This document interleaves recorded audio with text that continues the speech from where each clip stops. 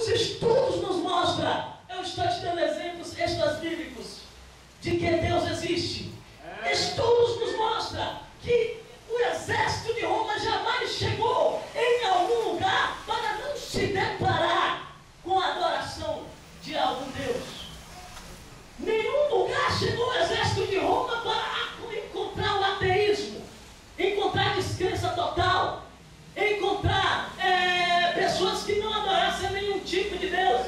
E cada vez que Roma investia contra as terras, investia contra os impérios, se provava que Deus existia, que a ideia da existência de Deus era uma crença universal, porque ia se aglomerando, ia se multiplicando o número de deuses que Roma trazia para si. Porque ela fazia um povo cativo, trazia aquele povo para servir a ela, e com aquele povo vinha um Deus, com aquele outro povo vinha um outro tipo de Deus, com aquele povo vinha outro tipo de Deus. Os judeus veio o Deus verdadeiro. Quando Roma achou o povo judeu, Roma encontrou o Deus verdadeiro, o único Deus. Aleluia, que deve ser adorado. O terceiro exemplo que aponta para a existência de Deus está na Bíblia Sagrada.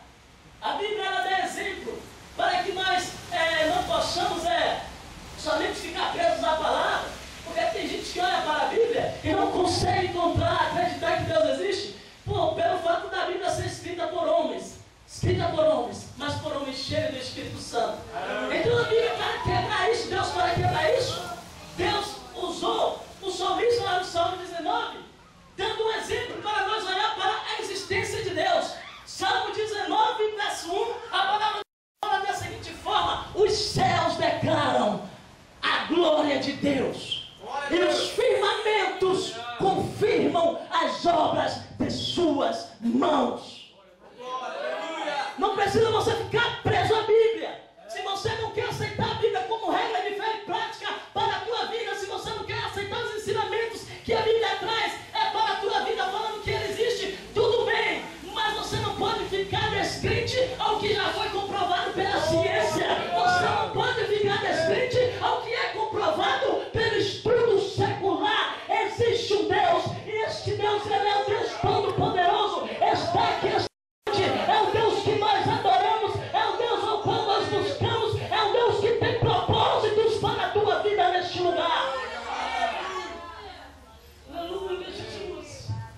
Amados, mas mesmo nós pregamos vastos exemplos sobre a existência de Deus, a gente se assusta. Eu me assustei quando, fazendo um estudo, me deparei com um censo geográfico religioso, e este censo apontava o número das religiões do mundo com os seus seguidores.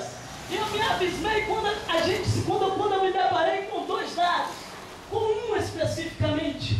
Olhando aquele censo, eu pude constatar que no ano de 2005 a população do mundo era de 6.455.670.000.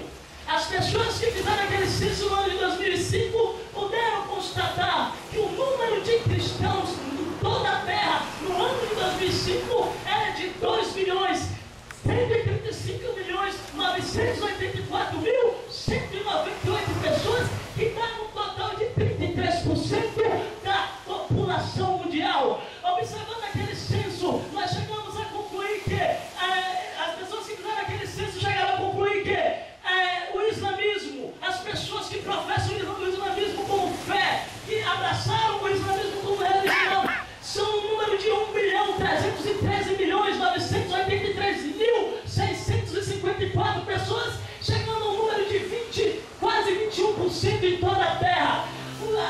Abordando aquele censo, nós podemos ver que as pessoas que têm o hinduísmo como crença religiosa são um número de 870 milhões, 47.346 pessoas, chegando no número de 14%. Abordando aquele censo, nós podemos chegar também que existe no mundo 152 mil pessoas, 152 milhões de pessoas, 548 mil, 158 milhões, 548 mil pessoas que professam ser ateus, que não creem na existência de Deus. E isso alarma a gente. 152 milhões, 548 acreditam em nenhum tipo de existência de Deus, na existência de nenhum tipo de Deus. E ali agora eu paro para pensar e pergunto ao Espírito Santo, qual a razão de tanta incredulidade? O que leva tanta gente a não crer na existência de um Deus Todo-Poderoso?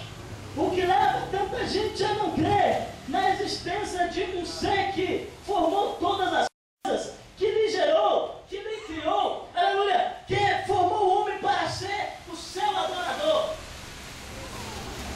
E estudando a Bíblia e conversando com o Espírito Santo nos ensinou alguma coisa. O principal argumento de um ateu, se você for evangelizar alguma pessoa que se professa ateu, o principal argumento do ateu é a existência do mal. Se você for evangelizar qualquer ateu que for, ele vai falar que não acredita em Deus, você vai perguntar a ele, por que você não acredita em Deus? E ele vai falar da seguinte forma, a resposta dele para você vai ser só uma. Se Deus existe, por que tanto mal sobre a terra? Se Deus existe, por que as pessoas sofrem? Se Deus existe, por que pessoas inocentes acabam pagando por erros dos outros? Se Deus existe, por que sofremos? Se não queremos? Esse vai ser o argumento principal de um ateu para qualquer cristão na hora que for questionado sobre a existência de Deus por qualquer cristão. Porque o mal, irmãos, ele confronta a existência de Deus através dos seus atributos. Se nós formos observar, é exatamente isso que acontece. O mal